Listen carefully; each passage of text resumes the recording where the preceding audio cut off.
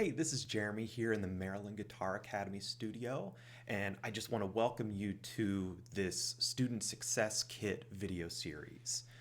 This is a series of videos that I'm putting together for beginning students in private lessons, group programs, but it would also be helpful for anyone who's starting out learning guitar on their own.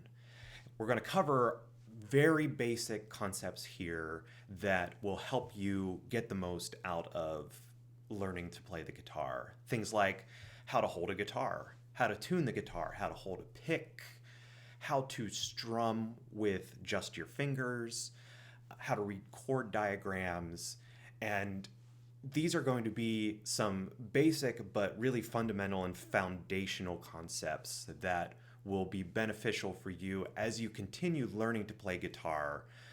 These are things you're going to draw upon for all of your guitar playing years.